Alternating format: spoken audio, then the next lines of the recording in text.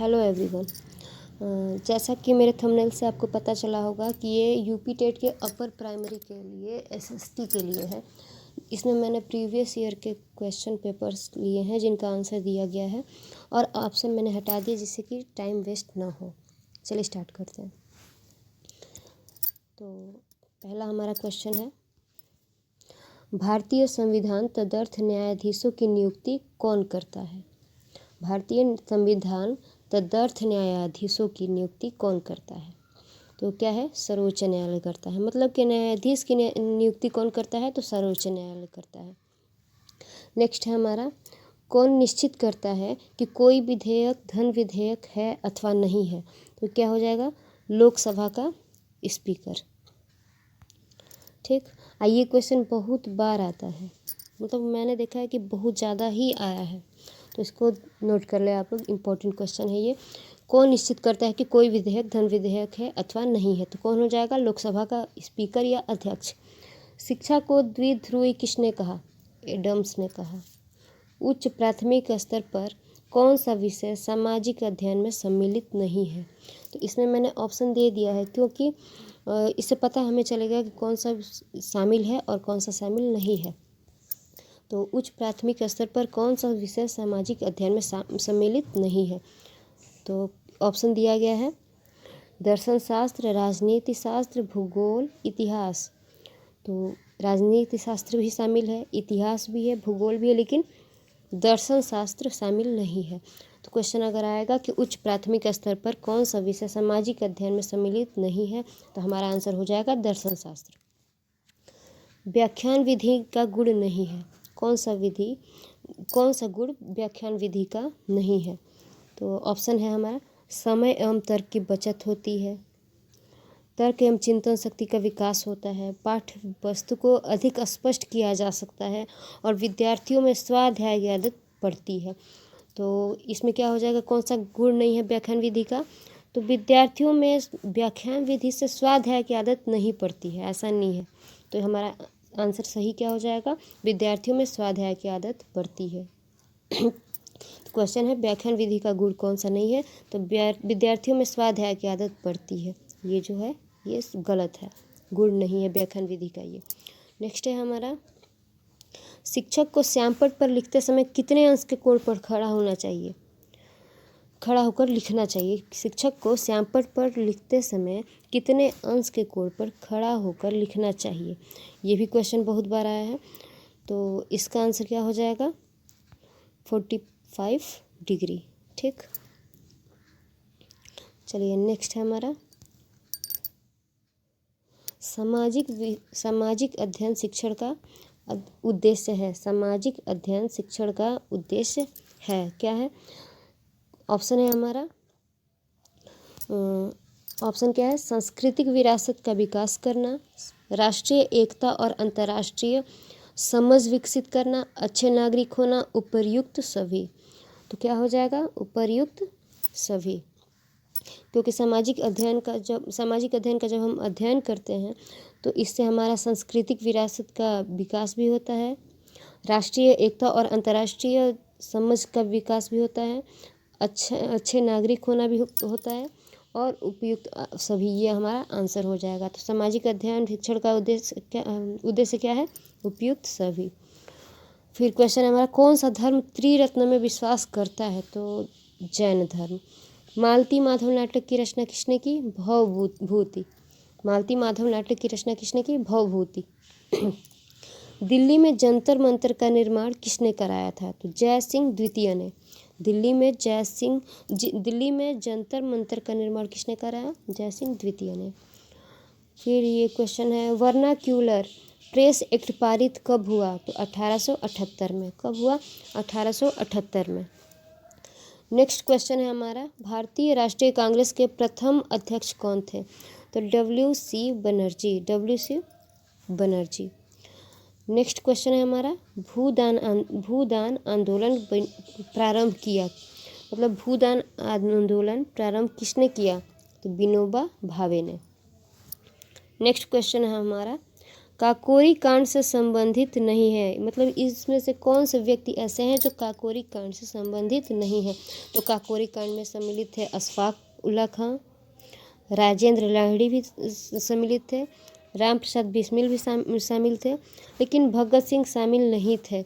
तो काकोरी कांड से संबंधित कौन से नहीं है, भगत सिंह नहीं है। नेक्स्ट है हमारा सुबंधु, घटखंपर, छपड़ाक, वीरसेन, इन सभी में क्या समानता थी। सुबंधु, घटखंपर, छपड़ाक, वीरसेन, इन सभी में क्या समानता थी। तो ये सभी चंद्रगुप्त विक्रमादित्य के दरबार में थे। ये सब क्या थे, तो ये सब चंद्रगुप्त विक्रमादित्य के दरबार में थे। फिर नेक्स्ट क्वेश्चन है हमारा कि सही सुमेलित है, मतलब कौन सा युद्ध कब हुआ था और किस टाइम पे हुआ था। तो मैंने यहाँ ऑप्शन ना देके सबको सही सही सेट कर दिया है पहले से ही। तो चौसा का युद्ध कब हुआ था, तो 1539 में। घाघरा का युद्ध हुआ था 1529 में।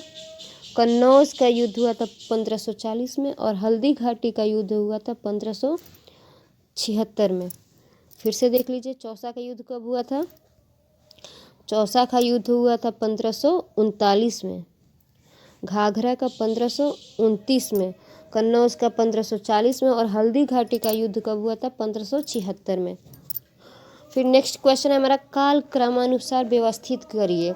तो इसमें क्या है कि कौन से व्यक्ति थे वो पहले आए थे और कौन से व्यक्ति बाद में आए थे।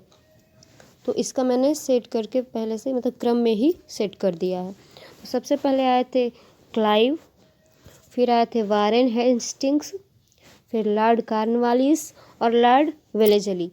तो ये क्वेश्चन में आएगा, चारों का नाम देके आएगा और बोलेगा कि इनको कालक्रम के अनुसार व्यवस्थित करिए। तो कालक्रम के अनुसार जब भी व्यवस्थित करने को कहे तो इसको आप याद कर लेंगे एक तरह से, क्योंकि ये बहुत ही हार्ड सब्जेक्ट लगता है, इसलिए इसको याद कर लेंगे तो ईजी हो जाएगा। तो सबसे पहले आएंगे क्लाइव, फिर वारेन हेस्टिंग्स, फिर लॉर्ड कॉर्नवालिस और फिर लॉर्ड वेलेजली। फिर नेक्स्ट क्वेश्चन है हमारा, भारत में किस राज्य में सुंदरवन पाए जाते हैं। तो पश्चिम बंगाल। किस नदी पर हीराकुंड बहुउद्देशीय परियोजना का निर्माण हुआ। महानदी पर। विश्व का सबसे बड़ा उष्ण मरुस्थल है सहारा मरुस्थल। विश्व का सबसे बड़ा उष्ण मरुस्थल कौन सा है, सहारा मरुस्थल। फिर एक क्वेश्चन है, मधुबनी पेंटिंग किस राज्य से संबंधित है।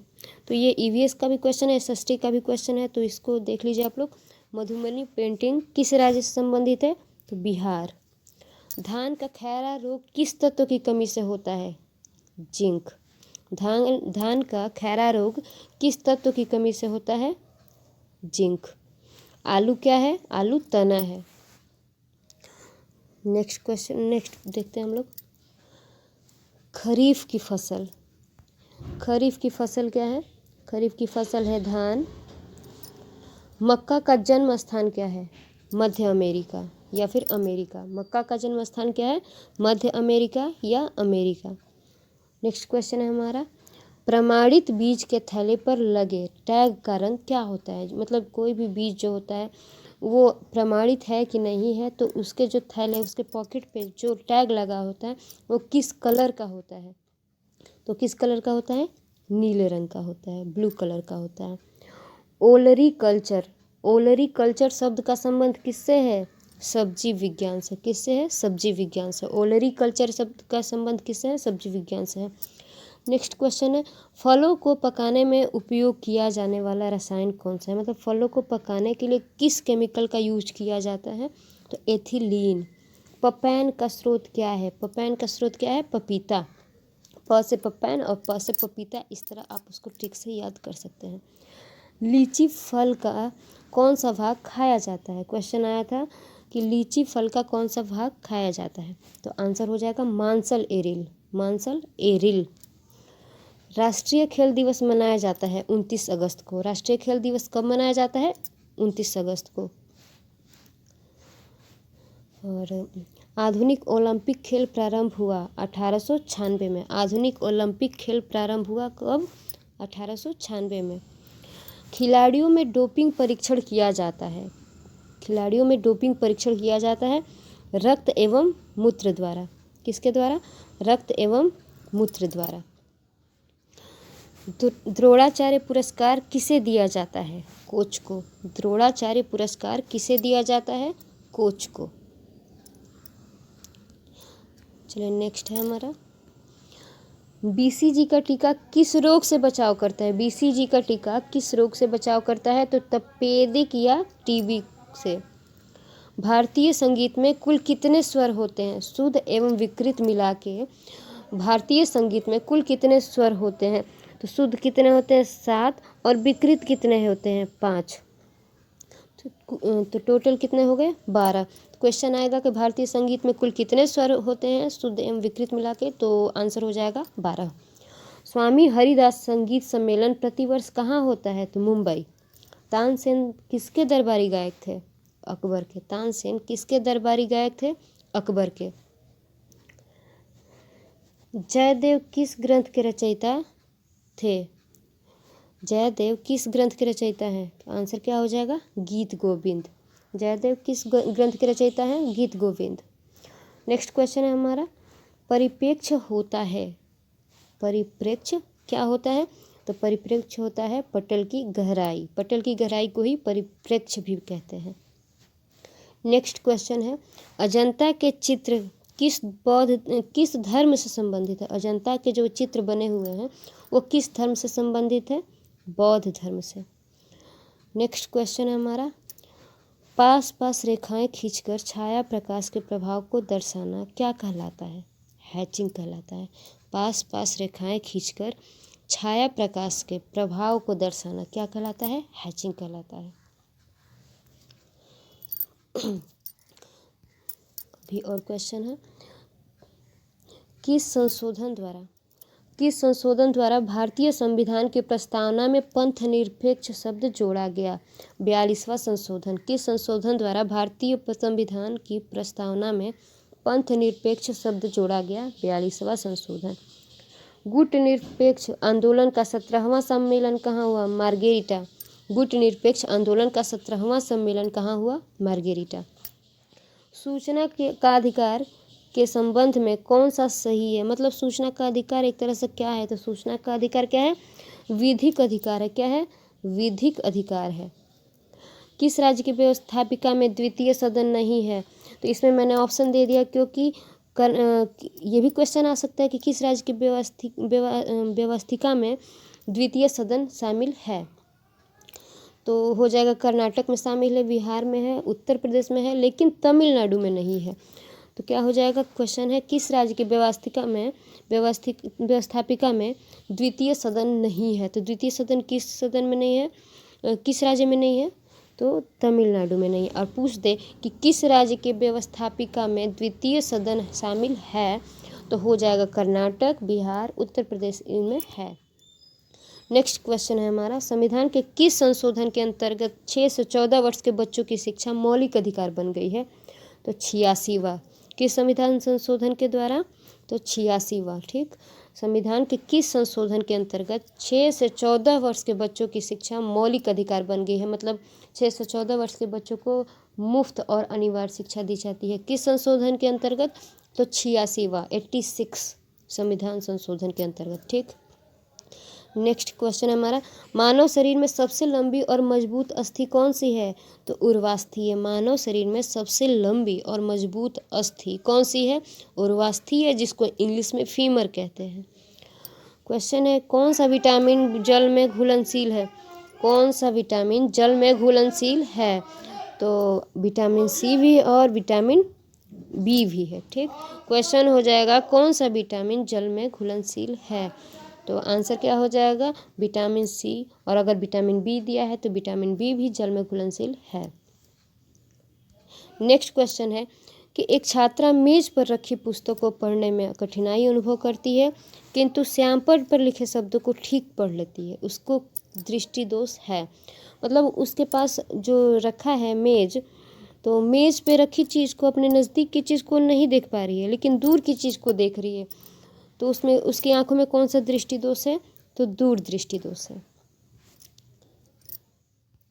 नेक्स्ट क्वेश्चन है हमारा, निम्नांकित महासागरीय धाराओं में किसका पड़ोसी तट पर गर्म प्रभाव पड़ता है? इसमें ऑप्शन थे, मैंने सही ऑप्शन केवल लिख दिया है कि ब्राज़ील। किस महासागरीय धाराओं में नहीं, निम्नांकित महासागरीय धाराओं में किसका पड़ोसी तट पर गर्म प्रभाव पड़ता है? तो ब्राज़ील। ड्राकेंसबर्ग पर्वत कहाँ स्थित है? दक्षिण अफ्रीका में। ड्राकेंसबर्ग पर्वत कहाँ स्थित है? दक्षिण अफ्रीका। किस ग्रह का कोई उपग्रह नहीं है? बुध का। किस ग्रह का कोई उपग्रह नहीं है? बुध का। सिलवासा राजधानी है? दादर एवं नगर हवेली। कौन सी मिट्टी भारत में कपास की खेती के लिए आदर्श है? काली मिट्टी। किस स्थलाकृति का निर्माण भ्रंशन द्वारा होता है? विभ्रंश घाटी। चंद्र ग्रहण कब पड़ता है? पूर्णमासी या पूर्णिमा। संयुक्त राष्ट्र संघ की स्थापना कब हुई? 24 अक्टूबर 1945। संयुक्त राष्ट्र संघ की स्थापना कब हुई? 24 अक्टूबर 1945। ग्राम पंचायत का सदस्य बनने के लिए न्यूनतम आयु क्या है? 21 वर्ष। भारत में उच्चतम न्यायालय ने संविधान के बुनियादी ढांचे का सिद्धांत दिया किस मामले में? केशवानंद भारती के मामले में। किसके मामले में? केशवानंद भारती के मामले में। भारत में उच्चतम न्यायालय ने संविधान के बुनियादी ढांचे का सिद्धांत दिया किस मामले में? केशवानंद भारती के मामले में। तो ये थे हमारे पूरे के पूरे 150 क्वेश्चन जो कि प्रीवियस ईयर क्वेश्चन है एसएसटी के अपर प्राइमरी के। तो इसको अगर एक बार में समझ ना आया हो, राइटिंग समझ में ना आई हो या दिख नहीं रहा हो, तो इसको आप सुन भी सकते हैं और सुनेंगे तो भी ये क्वेश्चन याद हो जाएंगे, जो कि बहुत ही इम्पॉर्टेंट है। तो पेपर देने जाने से पहले एक बार ज़रूर इसको देखें, और एक बार ना समझ में आए तो 2 बार देखें। और इसके आगे फिर से मैं प्रीवियस ईयर क्वेश्चन डालने वाली हूँ, तो इसको चैनल को सब्सक्राइब कर लीजिए और बेल आइकन दबा दीजिए, जिससे कि मेरा वीडियो आपको दिखता रहे। इसके पहले भी मैंने बहुत सारे वीडियो डाले हैं जो शायद आपके लिए हेल्पफुल हो, तो आप उसको भी देख सकते हैं। Thank you.